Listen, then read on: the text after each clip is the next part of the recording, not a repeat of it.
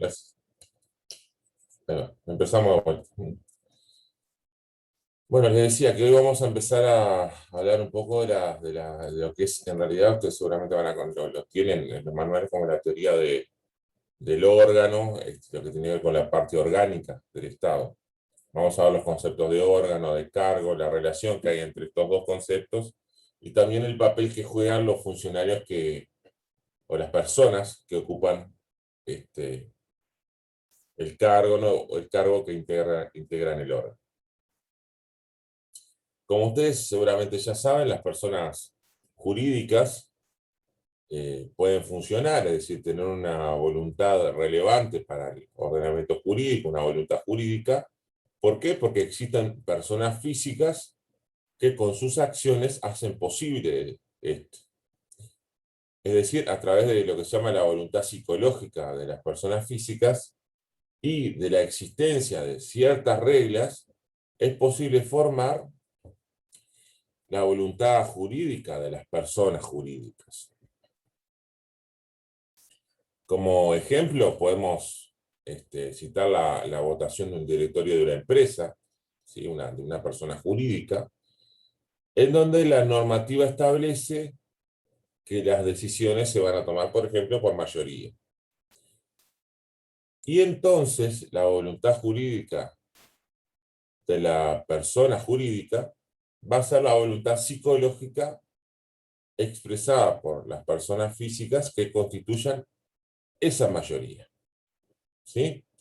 Repetimos, las personas físicas actúan y son capaces de tener una voluntad jurídica, es decir, tomar decisiones o realizar ciertos actos que para el derecho tengan determinado valor, porque las personas físicas que las componen, con sus acciones, hacen posible esto. Pero no basta con que estas personas jurídicas cuenten con la ayuda de las personas físicas. También es necesario que existan ciertas reglas que permitan o que indiquen cómo esas personas físicas van a prestar esa voluntad psicológica para formar la voluntad jurídica de las personas jurídicas. Por lo tanto, para que exista,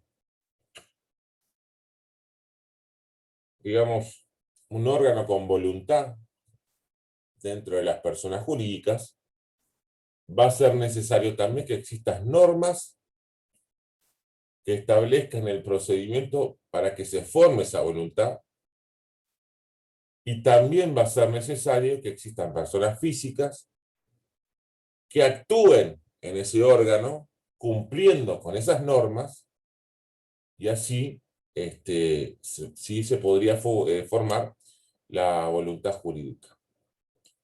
Como se darán cuenta, digamos, de este hincapié que hemos hecho, no es posible aquí prescindir ni de las personas físicas, ni tampoco de la normativa que regula las situaciones. ¿Por qué son importantes las normas jurídicas en estos casos, verdad? Son importantes porque establecen la competencia de los órganos de las personas jurídicas.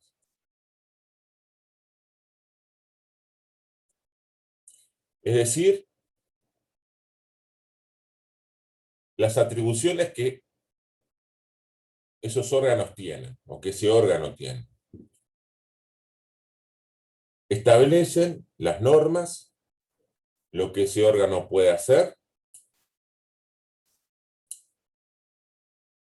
y establecen además que todo lo que ese órgano haga va a ser imputado a esa persona jurídica, de la cual forma parte. Repito, una atribución es la posibilidad que tiene un órgano de hacer o de no hacer algo.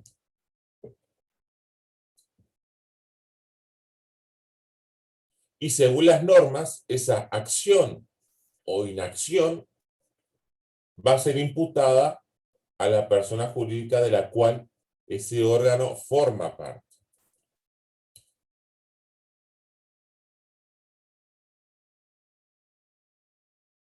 el total de atribuciones que tiene ese órgano formará la competencia del mismo. Es decir, el conjunto de todo lo que ese órgano puede hacer o no hacer, va a formar, son las atribuciones, ese conjunto de atribuciones, y eso formará la competencia del órgano.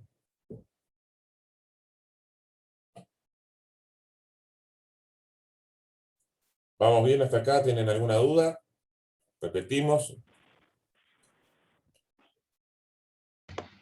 Si podés repetir, te agradezco. Bien. Bueno. Atribución, sí. En realidad, las atribuciones son todas las cosas. Una atribución, digamos, vamos a ponerlo en singular. Una atribución es algo que un órgano puede hacer o no hacer.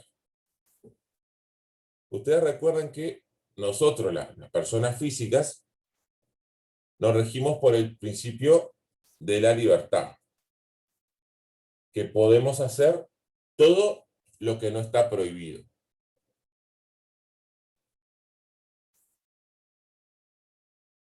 En cambio, las personas jurídicas se rigen por el principio de la especialidad. Es decir, que pueden hacer únicamente aquello que les está permitido.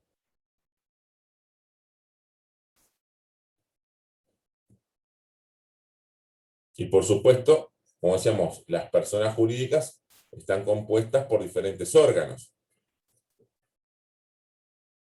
A su vez, cada órgano, o a cada órgano le estará permitido hacer ciertas cosas, o bien le está permitido dejar de hacer ciertas cosas. Cuando a un órgano se le permite comprar un determinado bien, ahí tiene una atribución. Cuando se le permite vender determinado bien, ahí tiene otra atribución.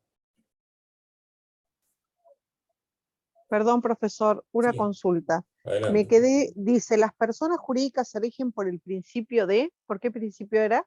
Especialidad. Especialidad, gracias. Especialidad.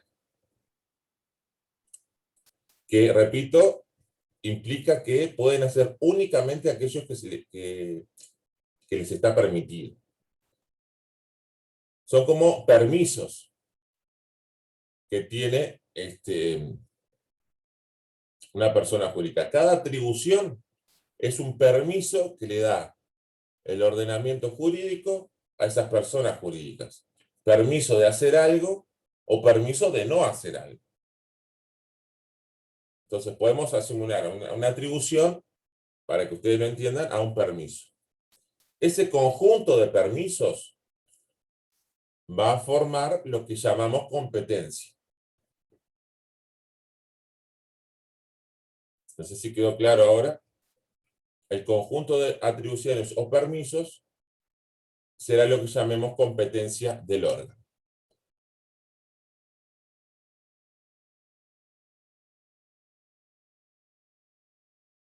Bien. Bien, bien, bien. Bueno, de lo que vamos viendo hasta acá, ustedes ya se han dado cuenta seguramente, se puede decir, o podemos decir, que para que exista un órgano, será entonces necesaria la existencia de normas que regulen cómo se integra ese órgano, cómo se forma esa voluntad jurídica, la voluntad jurídica del órgano, y cuál va a ser su competencia, ese conjunto de atribuciones o permisos. Además de esto, van a ser necesarios las personas físicas, los individuos que integren dicho órgano. Todo eso va a ser necesario para que exista un órgano.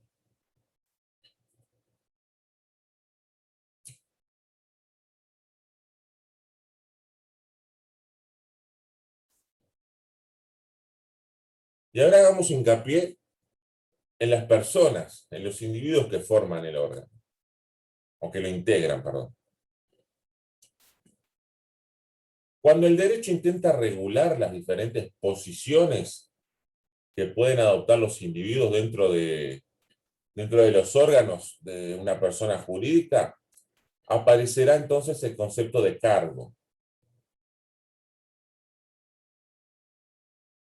Así, cuando estudiemos o analicemos la estructura orgánica de una determinada persona jurídica, podemos ver que a ciertos niveles existirá cierta cantidad de cargos de administrativo, cierta cantidad de cargos de jefe de administración o jefe administrativo, cierta cantidad de cargos de gerente, y así podemos ir ascendiendo en la organización administrativa hasta llegar a los cargos de dirección, ¿verdad? Que serán los que van a formar la voluntad jurídica de la persona. Entonces, cada cargo va a describir la posición que tiene esa persona física, ese individuo, dentro del órgano.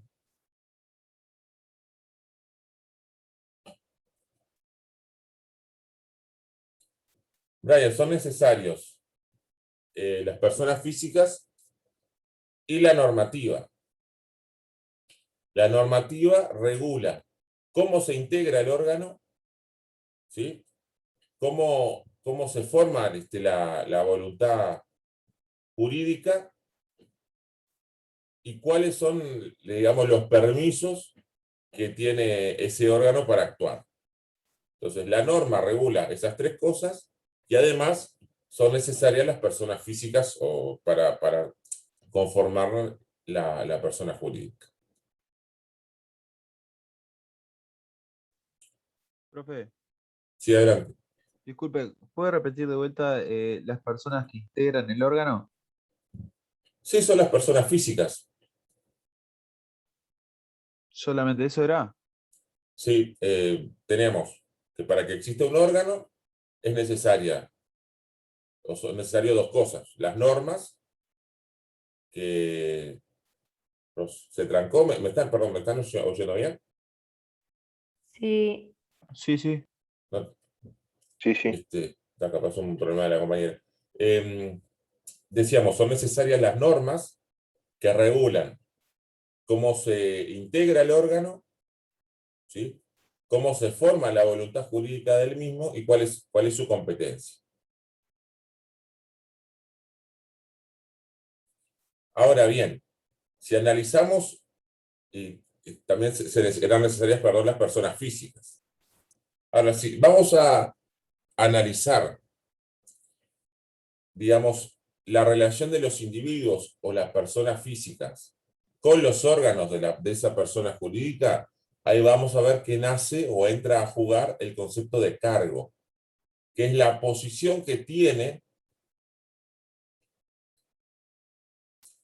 una persona física dentro de los órganos o dentro de la estructura orgánica de la persona jurídica. Por eso decíamos que si analizamos la estructura de una determinada persona jurídica, veremos que a cierto nivel existen cargos de administrativo, a otro nivel existirán cargos de jefe administrativo, cargos de gerente, cargos ya de directorio, que serán los directores tal vez quienes formen la voluntad jurídica de la persona.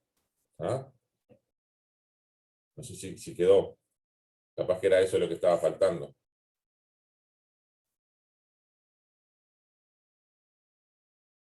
sí, gracias. Bien. Podemos poner un ejemplo, capaz para que quede más claro.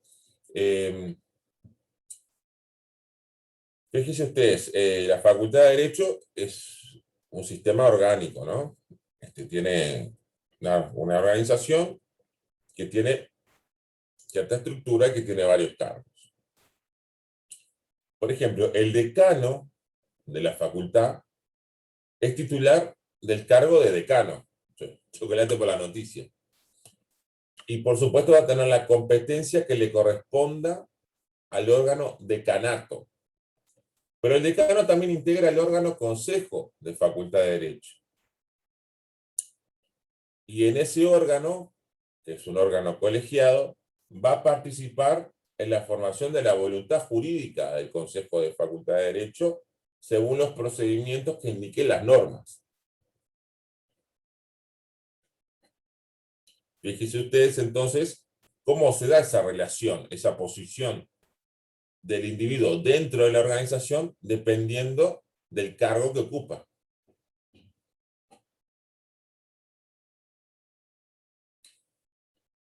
A pesar de esto, existen ciertos casos donde la situación es un poquito más compleja.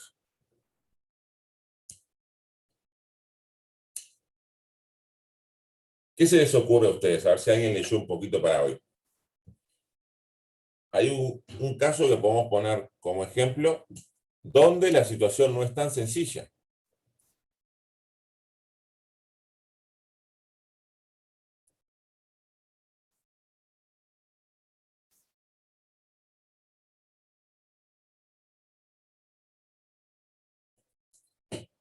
Bueno, Rocío, sí, cómo no. Estábamos viendo que existía, por ejemplo, el caso del decano de la Facultad de Derecho, que ocupaba el cargo de decano, vaya la redundancia, de la Facultad de Derecho, porque hay un órgano que se llama decanato de la Facultad de Derecho, y el decano ejercerá toda la competencia que le corresponde al órgano decanato. Además, por su parte, el decano integra el Consejo de la Facultad de Derecho y coadyuvará la formación de la voluntad jurídica del Consejo de la Facultad de Derecho de acuerdo a la normativa vigente. Ahora bien, como vimos, hay una persona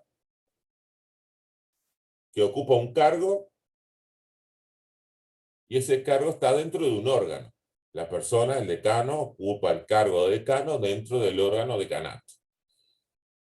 Decimos, hay una situación o hay situaciones en nuestro derecho que no son tan sencillas. ¿Se les ocurre a ustedes algún, digamos, cargo que no tenga un órgano al cual pertenezca?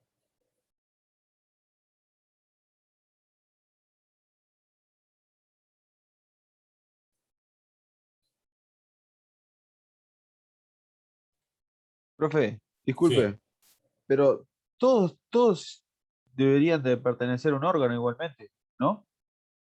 ¿O estoy mal yo? deberían, sí, tal vez, pero tenemos en derecho ejemplos donde esto no se da, no se cumple. Por eso es importante analizar la posición del individuo dentro del órgano. Por eso se hace esta diferenciación. Tenemos el caso, muchachos, del vicepresidente de la República. No hay un órgano que se llame Vicepresidencia de la República.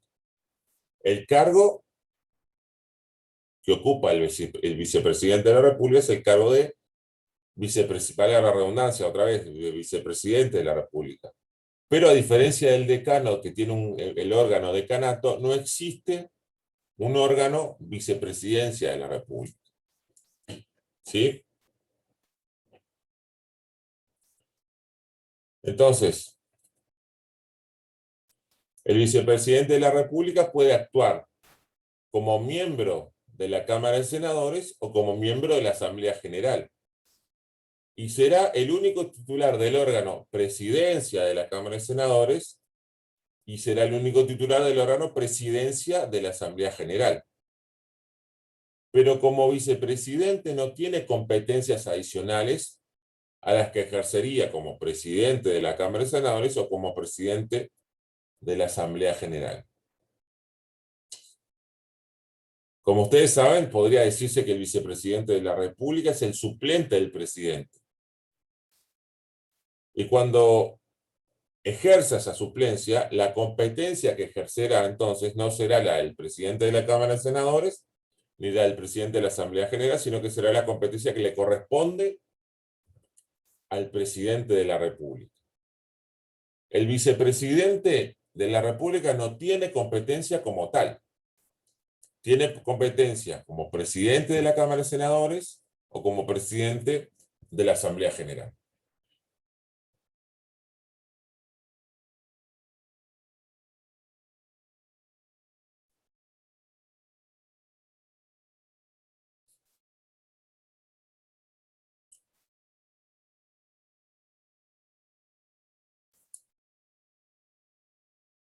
Rocío, se regula por las normas que regulan la integración del órgano Cámara de Senadores y por la norma que regula la integración del órgano Asamblea General. Y también por las normas que regulan la formación de la voluntad de esos órganos. Pero no hay normas que regulen la existencia de un órgano o vicepresidencia de la República, no hay normas que regulen la formación de la voluntad del órgano vicepresidencia de la República. ¿Sí? El vicepresidente de la República como tal no emite actos jurídicos, no es capaz de una voluntad jurídica. Únicamente lo puede hacer integrando los órganos presidencia de la Cámara de Senadores o integrando el órgano presidencia de la Asamblea General. ¿Sí? Cuando actúa es el presidente de la Cámara de Senadores o el presidente de la Asamblea General. Nunca actúa como vicepresidente de la República.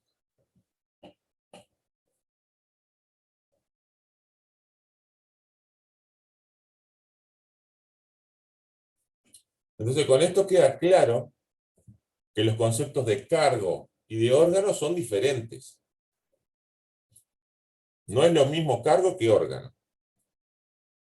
Porque, como vimos, puede existir un cargo sin que exista un órgano al que le corresponda. Ahora, deberíamos analizar cuál es la situación de la persona que ocupa un determinado cargo. Esa persona en relación a ese cargo puede estar en una relación de, valga la redundancia, titularidad. Es decir, una persona física ha accedido a ocupar un cargo a través de los procedimientos normales previstos en las normas para la integración de los órganos. ¿Sí? La relación de titularidad es aquella en la cual la persona física ocupa el cargo siguiendo los procedimientos establecidos en las normas para la integración de los órganos.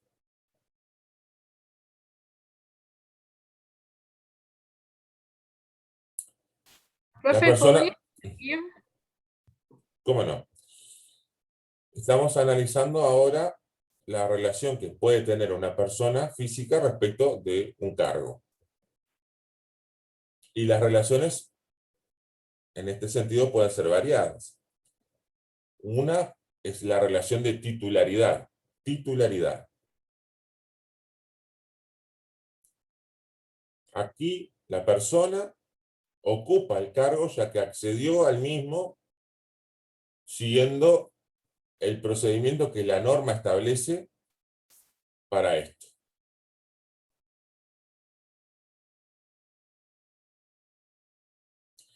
Esa persona también puede estar en relación de suplencia.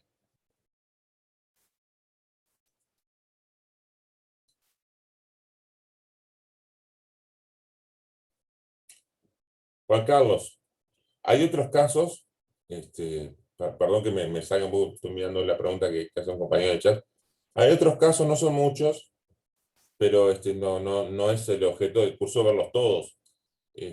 Pero como ejemplo, digamos, por excelencia, es el del vicepresidente de la República.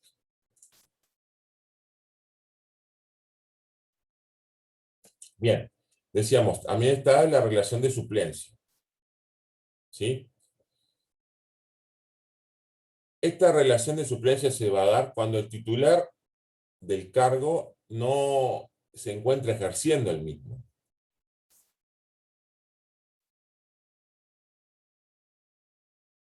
Y de todas maneras es necesario que, digamos, que la competencia se lleve adelante, que las tareas se lleven adelante.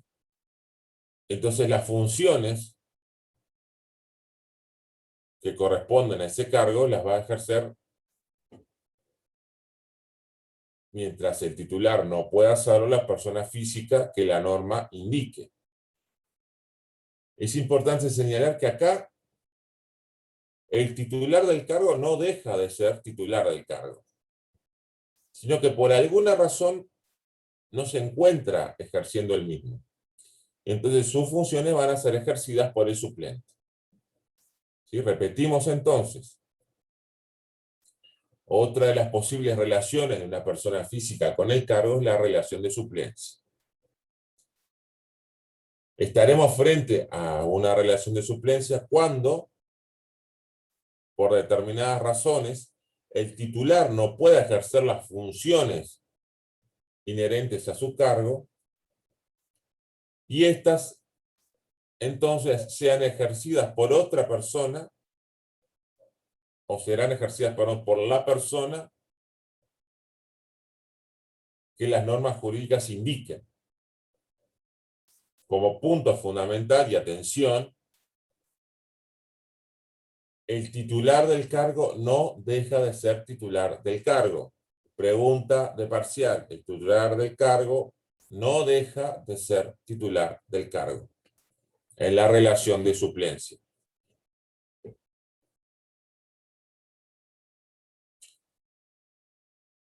Otra posible relación de la persona con el cargo es la relación de subrogación.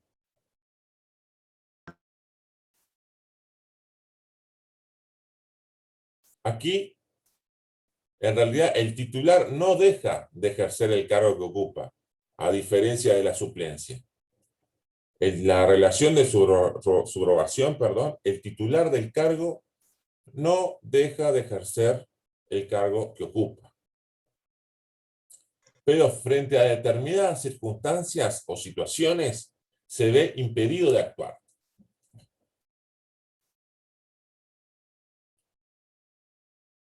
Entonces, otra persona o una persona ejercerá para esas situaciones puntuales las funciones que corresponden a ese cargo. Por lo general, la misma persona que ejercería una suplencia será la que ejerza la subrogación. Por ejemplo,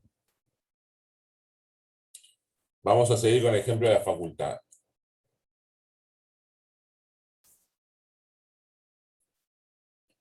El decano de la Facultad de Derecho tiene que resolver sobre si se inicia o no, por ejemplo, una investigación administrativa respecto de un funcionario. Ahora bien, resulta que ese funcionario es su hijo. Por obvias razones,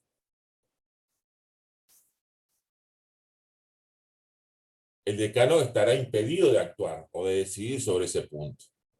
Entonces, si bien no deja de ejercer las funciones de decano, porque va a seguir siendo decano, para esa situación habrá una persona indicada por la normativa que lo subrogará y tomará la decisión que corresponda para ese caso.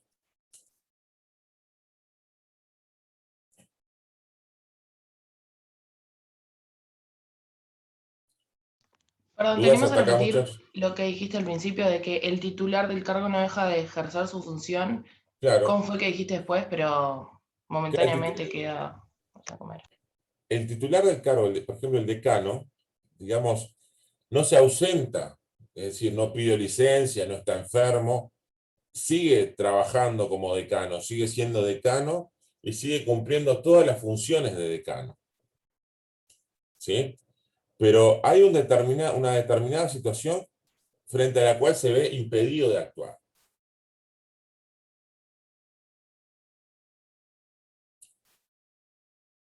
Como es el caso del ejemplo que pusimos. Hay un impedimento, no puede decidir porque tiene un interés. Para esos casos donde él sigue siendo decano, sigue cumpliendo el resto de las funciones, habrá una persona que lo subrogue e intervenga en esa situación. Esa es la relación de subrogación. A diferencia de la suplencia, el titular del cargo no deja de ejercer las funciones. Sigue siendo titular del cargo y ejerce las funciones. En la suplencia seguía siendo titular del cargo, pero no ejercía las funciones. Las funciones iban a pasar a ser ejercidas por el suplente.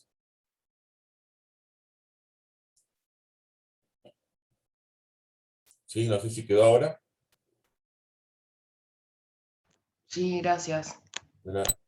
María, exactamente. Un juez podría ser la misma situación.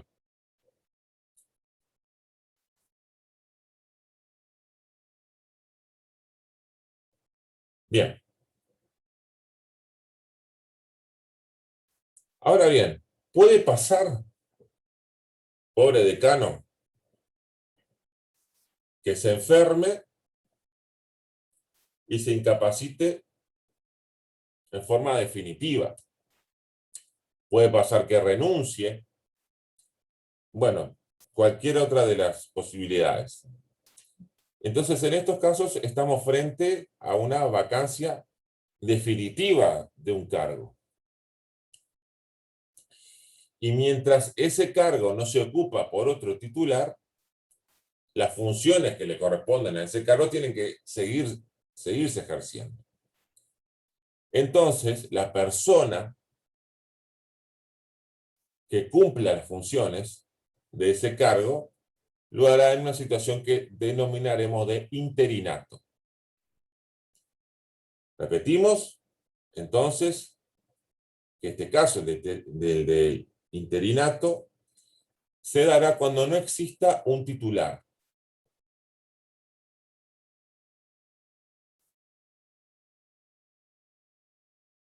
En el caso de interinato no existe el titular. Como vimos en la suplencia y la subrogación, el titular existía. Acá no existe un titular. Y en los casos de interinato también pueden darse las realidades de subrogación y de suplencia. Bien porque quien ejerce el interinato pide licencia o se enferma temporalmente, o bien porque en el caso que tiene que decidir se ve impedido de actuar. Tengan en cuenta que esta terminología que hemos utilizado hoy es la más aceptada por la doctrina. Ustedes tal vez les parezca que las leyes no la utilicen, porque puede ser que en nuestro ordenamiento jurídico las leyes no sigan esta terminología, pero es la más aceptada por la doctrina, de forma casi unánime, y es la que vamos a preguntar para el parcial. Si yo fuera ustedes, seguiría muy de cerca las diferencias que existen entre las diferentes relaciones del individuo respecto de un cargo. ¿Sí? Esto es pregunta de parcial y seguro pregunta de examen.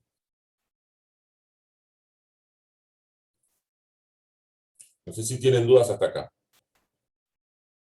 Profe, yo tengo una Adelante. consulta. ¿Cómo no? No entendí muy bien lo que es el interinato. Sería como la suplencia y la titularidad, no entendí muy bien. Claro. Vamos a poner un ejemplo. Pobre decano o decano. Tenemos el decano de la facultad, de una facultad cualquiera, no pongamos la nuestra. Sufre un accidente y fallece. ¿No es cierto? Te pregunto, Sebastián, perdón. ¿Quién es el decano? Una vez que falleció, el que está ocupando el cargo. Y tiene que haber un titular, un suplente. No. El suplente es el que ejerce cuando el titular pidió licencia o tiene una licencia médica. Es decir, el titular sigue siendo titular, en los casos de suplencia, pero por alguna razón no está prestando funciones. ¿Ah? Hay un titular ahí. Pero en el caso que planteamos, hay una vacancia definitiva porque el decano falleció, no hay un titular. ¿Quién es el decano?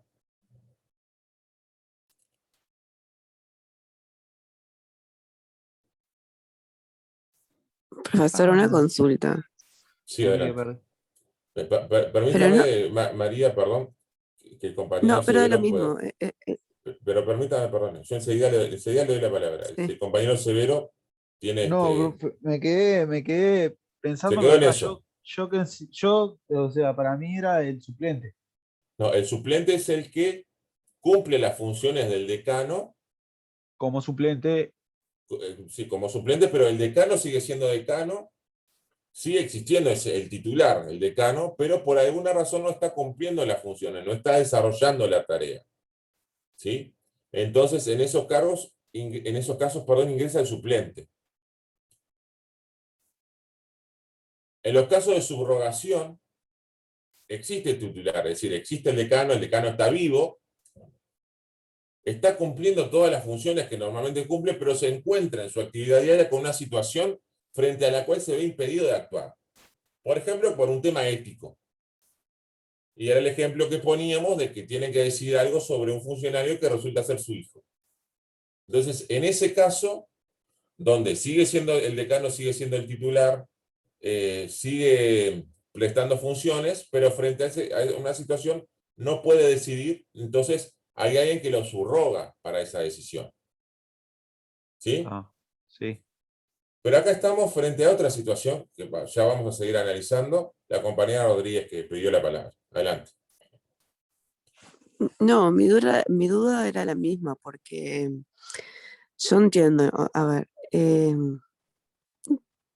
el decano fue elegido y junto con el decano hay un suplente de él en caso de que él esté ausente, digamos, ¿no?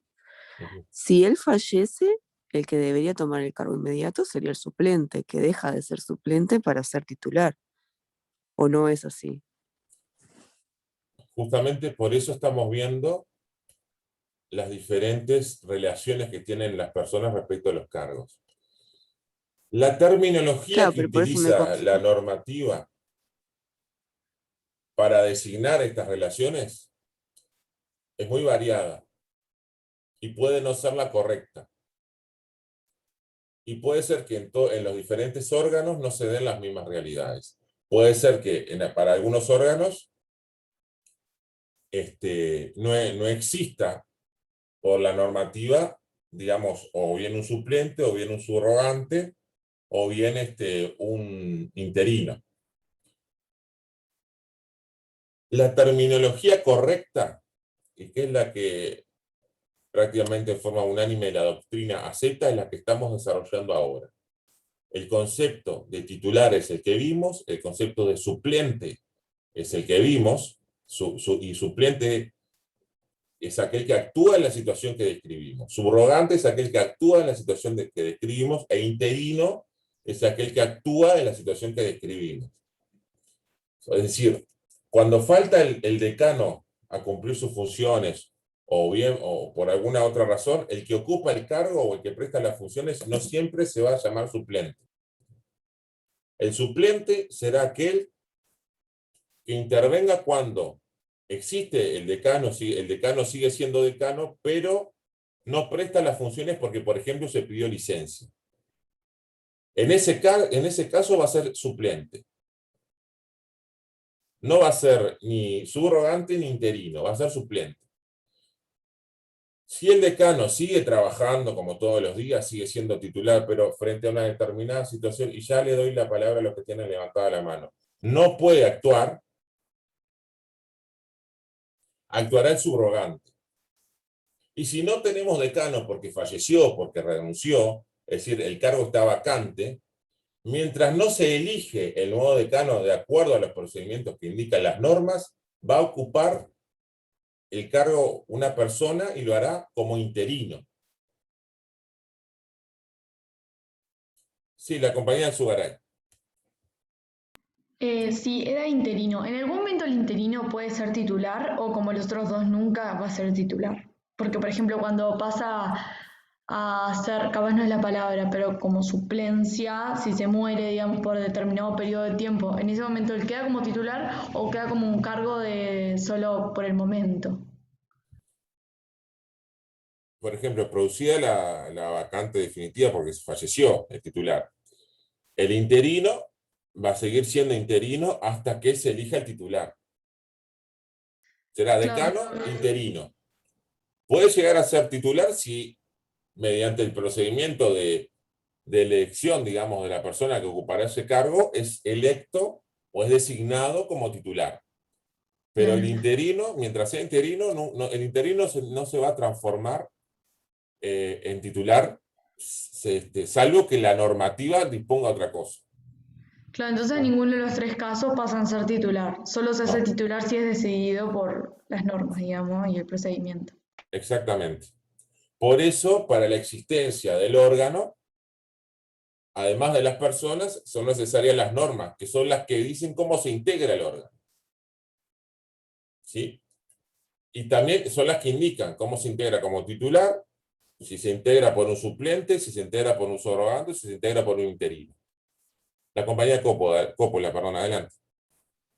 Hola, buen día. Buen día. ¿Puede ser que sea similar al caso que pasó ahora hace poco con el Ministerio del Interior? En realidad, que falleció el ministro y bueno, se asignó un interino hasta que se designó al titular. Exacto. Exacto. El presidente designó un interino hasta que el ministro pasó a ser el ministro Heber, ¿verdad? Voy a mirar un poquito el chat, perdónenme. Martín, el interino puede ser la misma persona que ejerce la suplencia o que ejerce la subrogación, pero no necesariamente tiene que ser la misma persona. Eso va a depender de lo que establezcan las normas. Miranda dice, en caso de que lo ocupe el suplente el cargo, deja de ser suplente para ser interino si se muere el titular.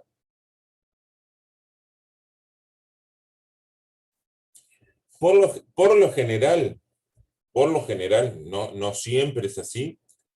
La persona que ejerce la suplencia es la misma que ejerce la subrogación y es la misma que ejerce el interinato. ¿Ah? La relación por la cual ocupa o presta las funciones de un determinado cargo será por suplencia, disculpe que repita, por subrogación o por interinato. ¿Ah? Son situaciones diferentes. No hay un cambio en el cargo, sino un cambio en la relación de la persona con ese cargo. ¿Y por qué? Claro, esto seguramente, no sé si ustedes lo ven más adelante en la carrera, pero ¿por qué es importante, perdonen, hacer estas diferencias? Va a haber diferencia en cuanto a la carrera funcional de la persona, va a haber diferencias en lo que tiene que ver con la materia salarial y demás. Y puede haber diferencias en cuanto a las incompatibilidades a futuro de esa persona de ocupar otros cargos. ¿Sí? Por eso es importante hacer estas distinciones. Y les repito, entiéndanlo, no se rifen este tema para el parcial ni para el examen. Creo que a buen entendedor, pocas palabras bastan. Yo no me rifaría ni ni los ejercicios de reforma constitucional. Bien, no sé si tienen alguna otra pregunta. Yo no me rifaría ningún tema, pero como fui estudiante sé que a veces anda un poco corto de tiempo. Si hay que elegir, no elegiría esto. Sí, adelante, Sofía.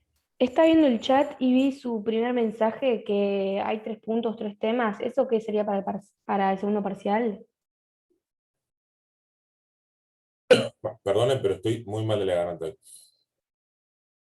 No, son los temas que van a estar incluidos en una clase grabada, como hacemos a veces que subimos a YouTube. Ahí va. ¿Se acuerdan que habíamos dicho que les íbamos a subir una clase grabada hace unas semanas? Bueno, esta va a ser la clase y esos van a ser los temas. ¿Ah? Profe, ¿va a haber Sí, Dayana. diferencias en el salario, en los cargos que la persona va a ocupar a futuro y en qué más? No es seguro que existan diferencias. Sí. Pero cuando existen diferencias, se basan en esta diferenciación que hicimos, de la relación de la persona con el cargo. Ah, bárbaro, gracias. De nada. Bien, seguimos entonces. Bueno, entonces, ya vimos cuál es la relación entre la persona y el cargo que ocupa.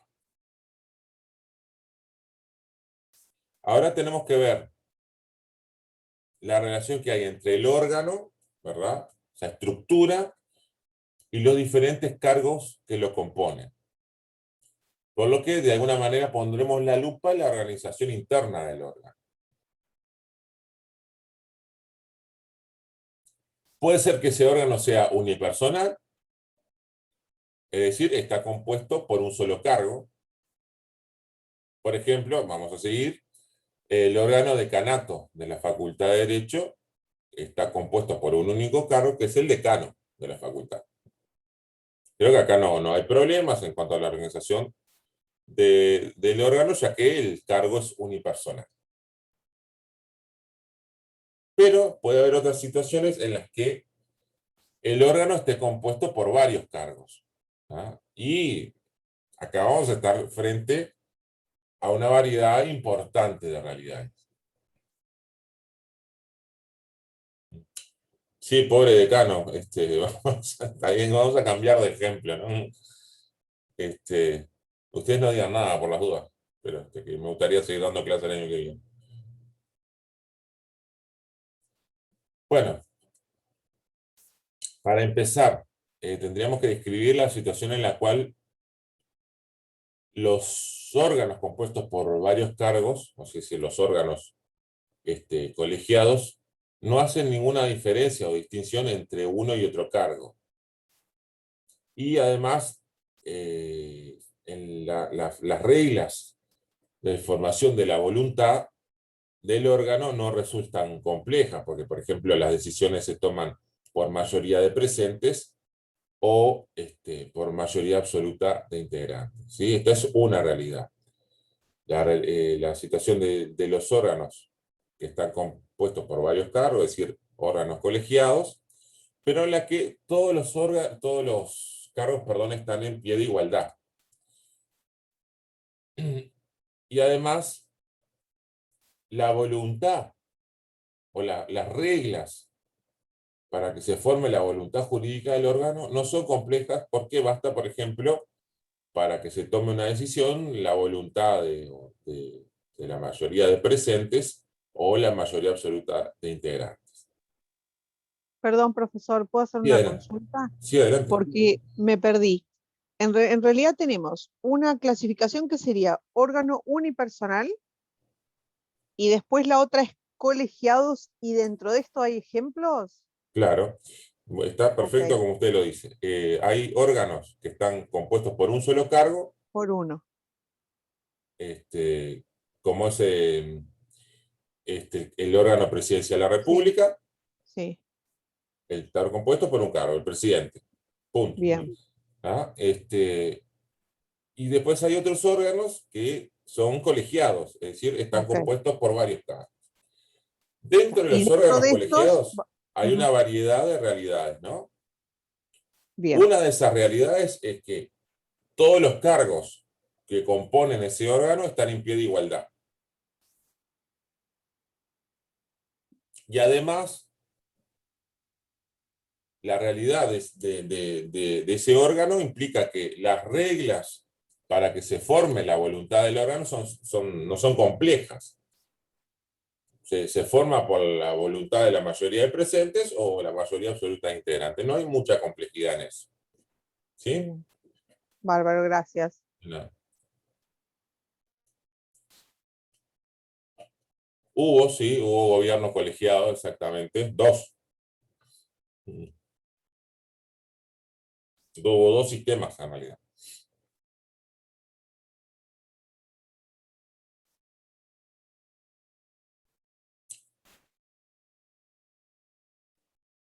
También puede haber otros órganos donde los cargos que lo componen no estén en pie de igualdad, a diferencia de la situación anterior. donde pusimos el ejemplo del presidente de la República, el órgano, perdón, donde pusimos el ejemplo del órgano unipersonal del presidente de la República. Pero acá tenemos un órgano colegiado, el Poder Ejecutivo, ¿sí? Donde, repetimos, los cargos que lo componen no van a estar en pie de igualdad, porque el Poder Ejecutivo se compone por el presidente de la República actuando con ministros. Los cargos del ministro entre sí son equivalentes.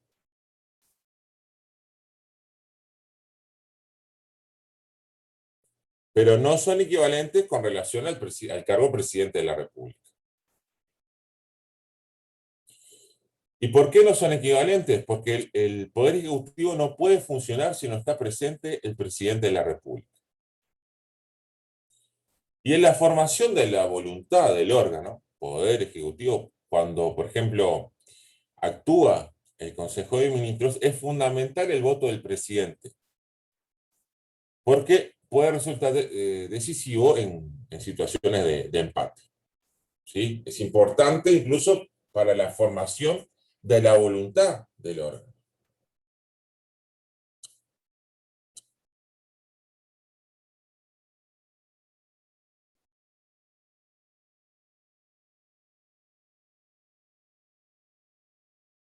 Pueden existir otros órganos donde el voto de determinado cargo va a valer más que el voto de otro cargo. ¿Sí? Y esto se da fundamentalmente en las personas jurídicas de derecho privado.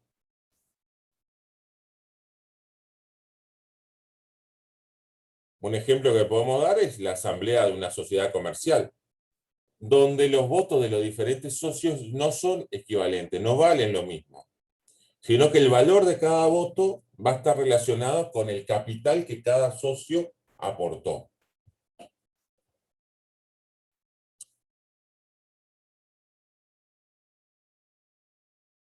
Profe, no me queda claro qué se refiere con los votos de determinados cargos. Claro. O sea, la palabra votos en esta parte. Como estábamos viendo,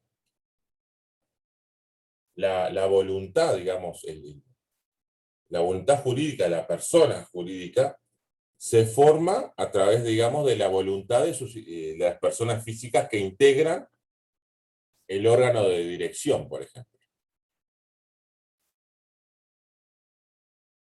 Y habíamos visto diferentes realidades, por ejemplo, que los cargos están en pie de igualdad y que los votos de cada uno de esos cargos, o que el voto de cada uno de esos cargos a través de una persona vale lo mismo. Vimos la situación donde el voto de cada uno vale lo mismo, pero si hay una situación de empate, hay un voto que es el decisivo, como por ejemplo el del presidente de la República en el Consejo de Ministros, y hay situaciones donde los votos de la persona no valen lo mismo. Es decir, en las sociedades, en las personas jurídicas de derecho privado, como las sociedades comerciales, la voluntad jurídica de las mismas se forma a través, por ejemplo, de una asamblea de socios o una asamblea de accionistas. Cuando se va a tomar una decisión y se va a votar, imagínense que hay 10 accionistas. Si cada accionista tiene el 10% del capital, los votos van a valer lo mismo. Pero si un accionista tiene el 90% del capital y el 10% restante se distribuye entre los otros 9, el voto del que tiene el 90% del capital va a valer más que los votos de los demás. Y va a valer más que todos los votos juntos de los demás. Por eso decimos que no valen lo mismo y que van a depender del capital que aporte.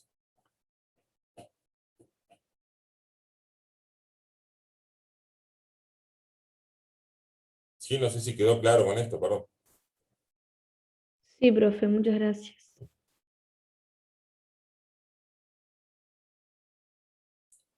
Ahora bien, puede pasar que la normativa no establezca o no regule el procedimiento de formación de la voluntad de un órgano determinado. Es decir, todas estas situaciones que vimos, donde los votos valían lo mismo, o valían lo mismo pero uno era decisivo, o los votos valían diferente, puede ser que no esté determinado frente a determinadas situaciones. Es decir, la norma no establezca ninguna de las soluciones que vimos y no establezca ninguna solución.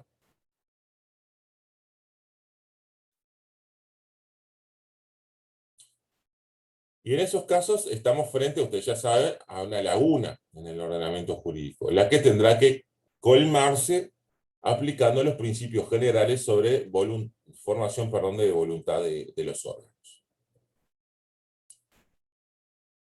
Si se trata de un órgano unipersonal,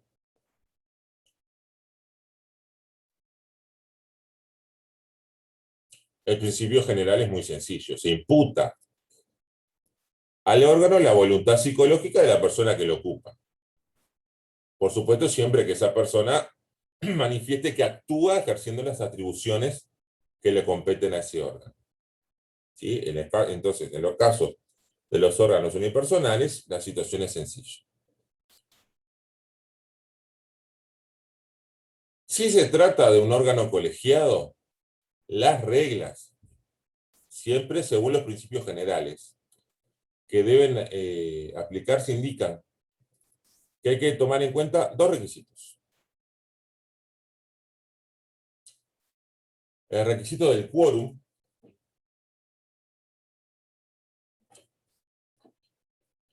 que se escribía ahí en el chat, por las dudas,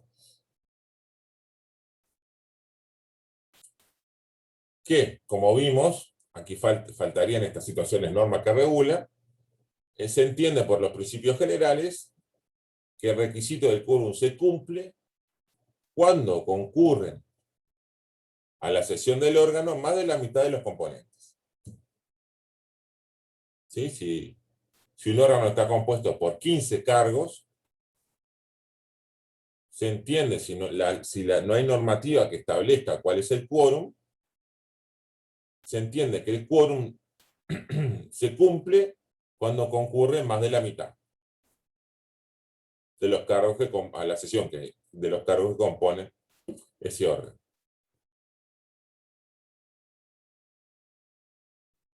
El segundo requisito es la mayoría.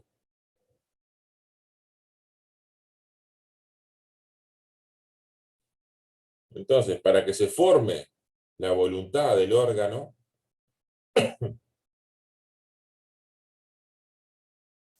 si no hay normativa que regule la situación, va a ser necesario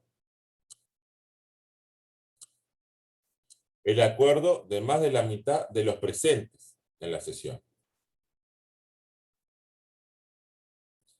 Entonces, tienen que darse esos dos requisitos a la vez. El del quórum, es decir, que concurran a la sesión del órgano más de la mitad de los cargos que lo componen, y para que exista una voluntad jurídica atribuible a ese órgano, es necesario el acuerdo o la voluntad de más de la mitad de los cargos que estén presentes.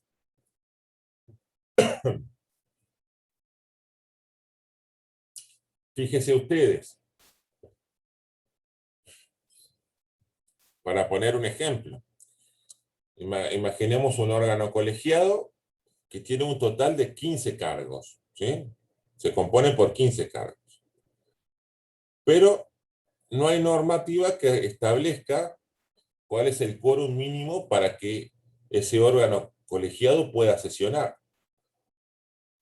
Y tampoco hay normativa que establezca cómo se van a aprobar, digamos, las resoluciones dentro de ese órgano colegiado, resoluciones que van a formar una voluntad jurídica que va a ser imputable a ese órgano. Entonces, los principios generales indican que para que pueda sesionar ese órgano, va a ser necesario que concurran a sesionar más de la mitad de los cargos que componen ese órgano. En el ejemplo de los 15, sería necesario que concurrieran 8 cargos, es decir, 8 integrantes de ese órgano colegiado a sesionar. Entonces imaginen que concurren los 8, el mínimo necesario. Entonces, para que exista una voluntad jurídica atribuible o imputable a ese órgano, es necesario que las decisiones que tome ese órgano en esa sesión donde concurrieron 8, se tomen mediante la mayoría de presentes. Es decir, sería necesario 5, la voluntad de 5 cargos, es decir, 5 integrantes, para formar la voluntad del órgano. Imagínense entonces cómo en un cargo, a falta de normas, cómo en un órgano colegiado compuesto por 15 cargos, podría darse el caso que 5 cargos o 5 miembros pudieran decidir por todo el órgano. Fíjense ustedes si será importante la existencia de normas, ¿no? No sé si tienen alguna pregunta acá. Yo tengo una pregunta, Sí, que es cómo se llama el principio de voluntad de... Me quedo colgado. ¿Cómo se llama el Perdóname, principio? se entrecortó, perdón, no te entendí. ¿Cómo se llama el principio de voluntad? No, son principios generales. Cuando no hay norma que regule cómo se forma la voluntad del órgano, ¿sí? Hay que recurrir a los principios generales sobre la formación de voluntad. Vimos cómo es que en el caso de los órganos unipersonales es una situación sencilla. Ahora estamos viendo los cargos, los órganos colegiados, ¿sí? Sí, gracias, me ha quedado el nombre colgado nomás. No pasa nada.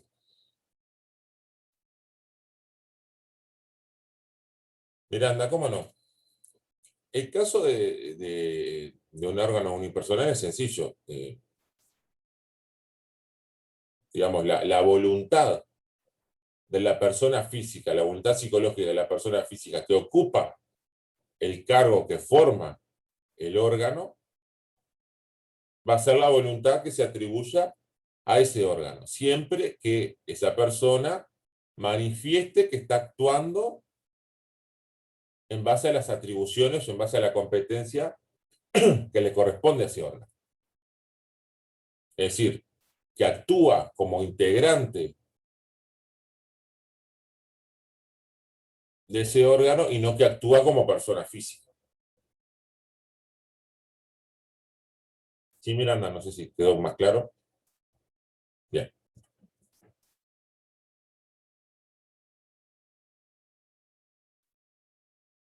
Ahora vamos a analizar las posibles relaciones que pueden existir entre un órgano y otro, entre los diferentes órganos que existen.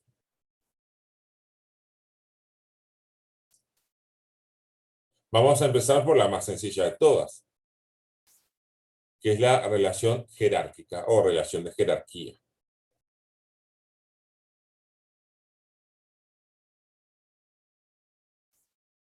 Es decir, la relación donde se puede sujetar la voluntad de un órgano a la voluntad de otro órgano. Donde se determina que en caso de discrepancia entre lo que dice un órgano y otro, siempre va a primar o predominar la voluntad de uno sobre la voluntad de otro.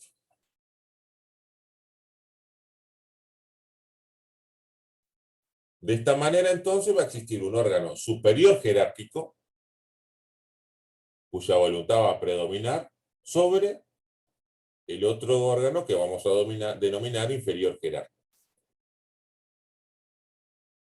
El superior jerárquico puede dar instrucciones o puede dar órdenes al inferior jerárquico de cómo debe actuar. Esta es la esencia de la jerarquía. Y no se relaciona para nada con el carácter unipersonal o con el carácter colegiado del órgano inferior jerárquico. Un órgano colegiado puede estar subordinado a un órgano unipersonal. Y esto se da fundamentalmente dentro de los ministerios, donde existen órganos dentro de los ministerios que son colegiados y que están subordinados a lo que diga el ministro.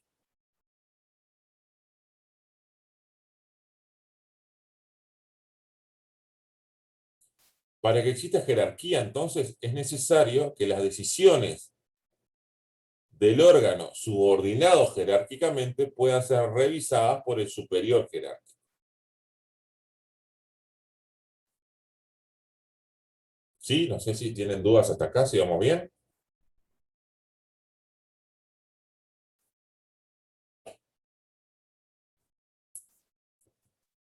Bien, cualquier cosa me frena. Profe, perdón, Sí, ¿puede adelante. repetir eso último? ¿Cómo no? No, decíamos Gracias. que para que exista jerarquía, va a ser necesario que todo lo que haga el órgano inferior jerárquico, digamos, el órgano que está abajo en la jerarquía, pueda ser revisado por el órgano superior, que puede ser el que está en la cúspide de la jerarquía o el que está tal vez un escalón más arriba. Y nada más. ¿Sí? No sé si era eso lo que preguntaba. Sí, profe, muchas gracias.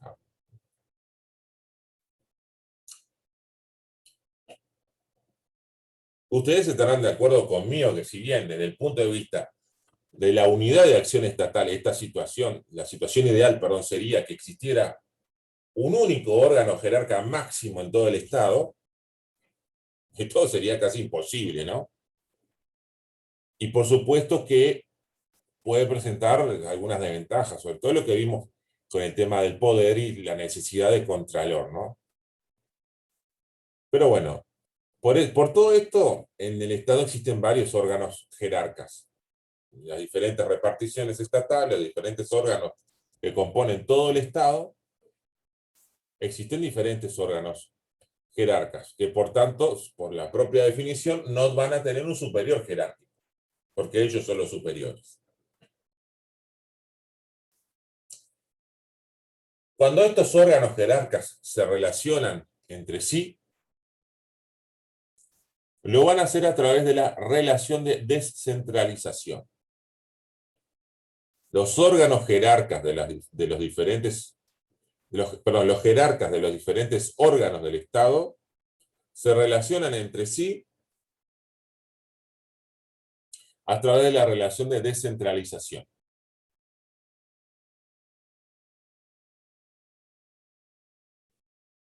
Aquí, uno de los órganos se va a entender superior al otro, pero no desde el punto de vista jerárquico. Entonces, uno de esos órganos, el que se entienda que es superior al otro, pero no desde el punto de vista jerárquico, se va a llamar órgano central. Y el otro, órgano descentralizado. El primero, es decir, el órgano central, va a controlar el accionar del segundo en forma variable, ya dependiendo de lo que establezcan las normas, ya que existen diferentes grados de descentralización cuyo análisis, por supuesto, no es objeto de este curso. El órgano central siempre actuará como controlador del órgano descentralizado. Pero no es jerarca. No puede decirle al otro lo que tiene que hacer.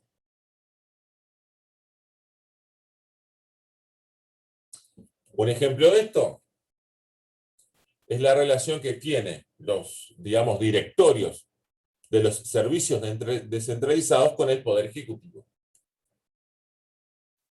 Dentro de los recursos administrativos existe el recurso a través del cual el Poder Ejecutivo analiza los actos administrativos que dictó el directorio de un servicio descentralizado y los puede anular. Como ven, es una facultad de control, pero nada más que eso. No estamos en una relación de jerarquía. No sé si quedó claro esto, perdón.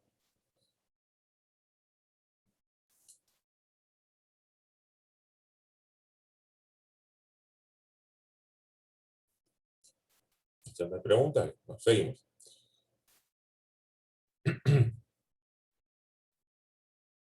Puede suceder, aparte, que la relación entre esos órganos, entre esos superiores jerárquicos, no sea, entonces, ni de descentralización ni de jerarquía. Es decir, los dos están en pie de igualdad y ninguno controla al otro. En estos casos, los órganos, cuando se relacionan entre sí, van a actuar en una relación de coordinación. Y esta será la que se lleve adelante siguiendo los procedimientos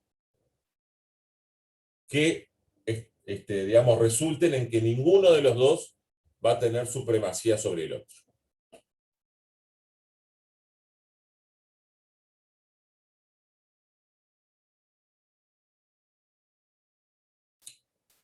Si nos detenemos a analizar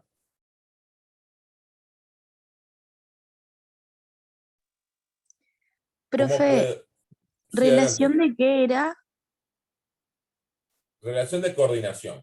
Ahí va, gracias. Esa relación va a ser la relación que establezcan las normas, ¿sí? Pero de las cuales la consecuencia será que ninguno va a tener supremacía sobre el otro.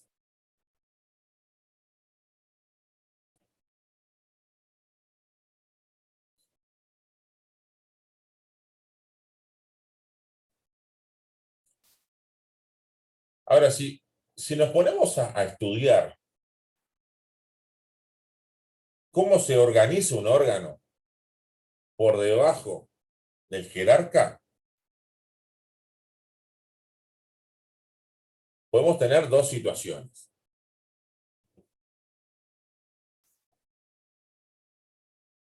Es decir, que los subordinados, ¿sí?, no actúen tomando decisiones, es decir, no realizan actos jurídicos, en sí, o sea, insistimos, no forman una voluntad atribuible jurídicamente al órgano, sino que se limitan a realizar tareas que van a preparar el dictado del acto jurídico.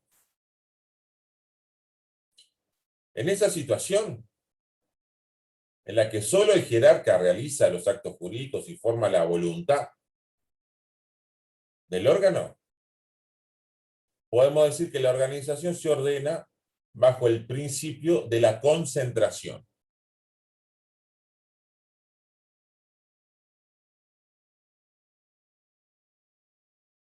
Repetimos, vamos a estar frente al principio de la concentración cuando en un órgano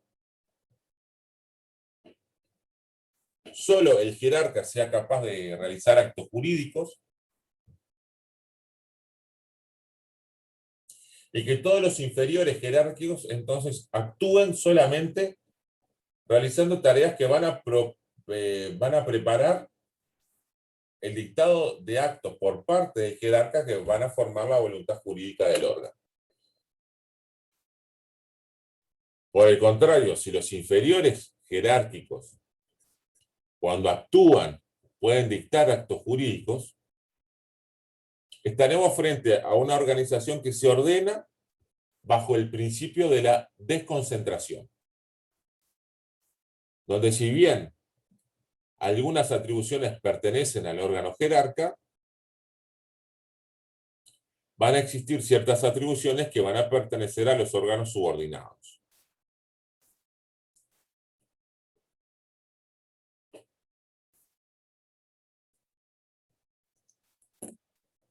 Sí, no sé si vamos bien hasta acá.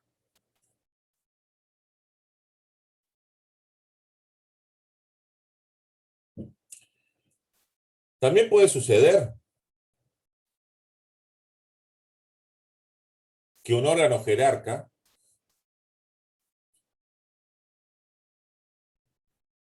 tenga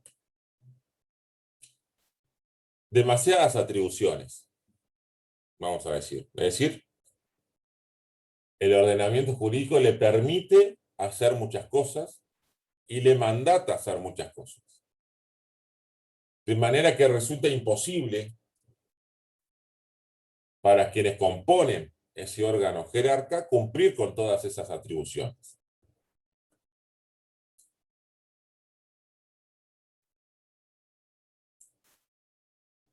Entonces, la normativa, el derecho, le permite a ese jerarca delegar alguna de esos permisos, de esas tareas, en sus inferiores jerárquicos.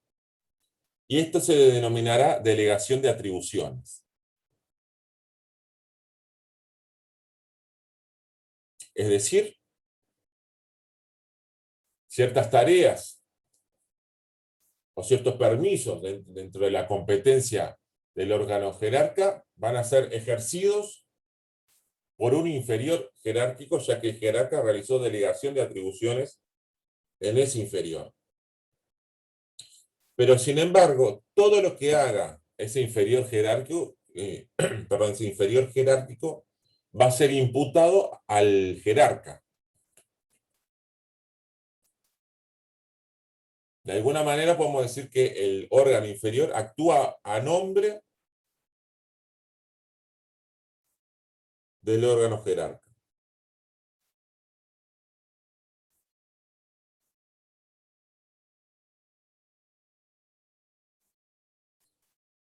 Aquí no se altera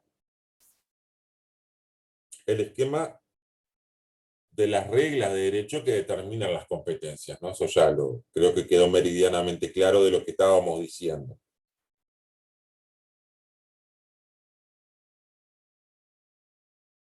Pero sí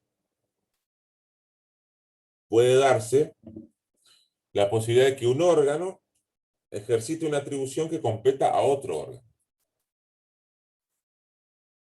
El órgano jerarca no pierde las atribuciones que delegó, porque en cualquier momento puede decidir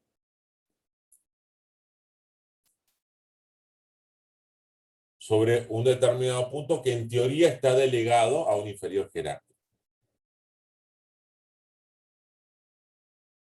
De alguna manera vemos que existen dos órganos, uno superior y otro inferior, que a través de la delegación de atribuciones pueden cumplir la misma atribución. No sé si tienen dudas de esto hasta acá.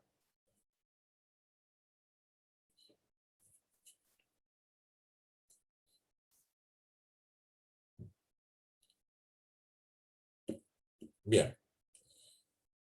Bueno, muchachos, con esto terminamos lo que teníamos para ver en la clase de hoy.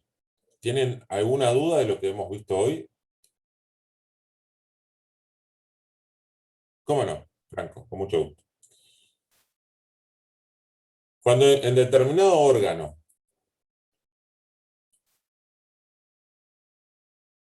además del jerarca, los inferiores jerárquicos, cuando actúan, pueden dictar actos jurídicos, es decir, pueden formar voluntad jurídica, atribuible, al órgano, o a la persona jurídica, vamos a estar frente al principio de la desconcentración. ¿Vale? En criollo, no solo el jerarca toma las decisiones. Van a haber algunos inferiores jerárquicos que van a poder tomar decisiones que sean atribuibles a la persona jurídica.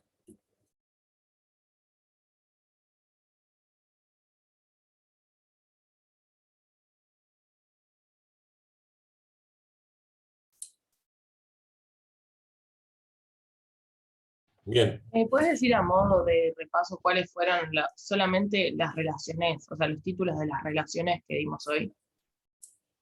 ¿Cómo no?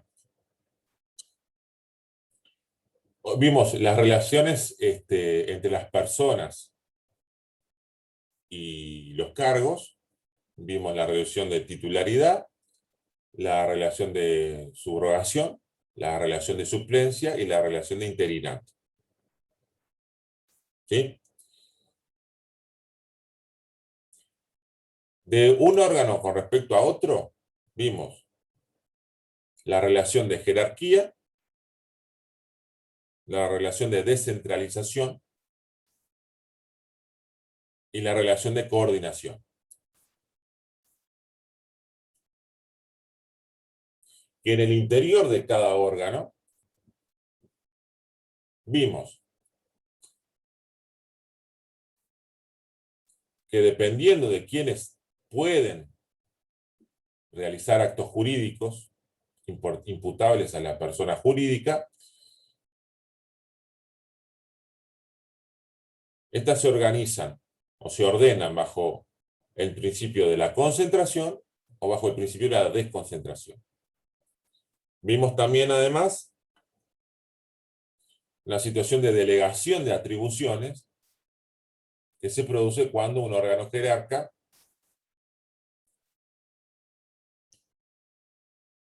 delega en un inferior ciertas atribuciones que le corresponden.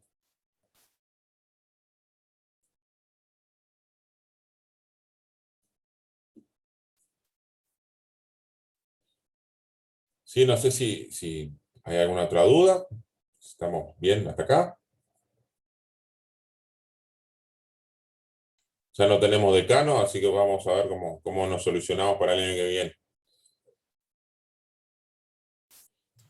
Muchachos, Profe, si no, sí, adelante. una consulta. Esto está todo en EVA, ¿verdad? Sí, esto está en los manuales generales. ¿Ah? ¿A qué hora queda subida hoy la clase? Cuando terminemos la clase, cuando se termine de procesar, porque demora un poco en estar disponible el archivo, la subimos. Bien, gracias. De nada. Sí, Miranda, la verdad que no creo que me quiera mucho el decano. Pero esto queda ante nosotros.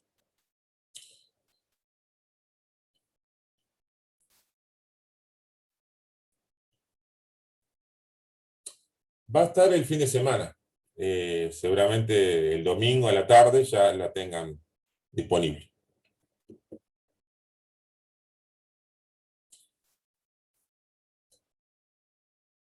Bien, en la clase que viene,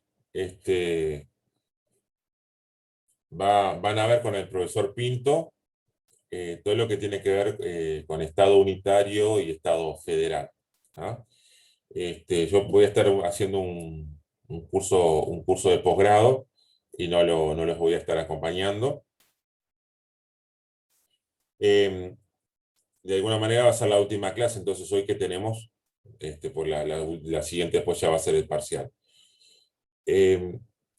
A modo de cierre, de alguna manera, me gustaría, en primer lugar, agradecerles a ustedes por la constancia y también por la paciencia. Yo sé que a veces es algo que tengo que mejorar, a veces hablo muy rápido, pero eso tiene que ver ya como soy yo, que mientras más avanza la semana, más me acelero. Por tanto, para mejor, ustedes tienen clase los jueves y los viernes, o sea que es el peor día de la semana. Sería mejor que las clases fueran los lunes y los martes. Les pedimos disculpas por todo lo que tal vez no fuimos del todo claros. O sea, hacemos lo mejor que podemos para ustedes. Y me gustaría cerrar de alguna manera, digamos,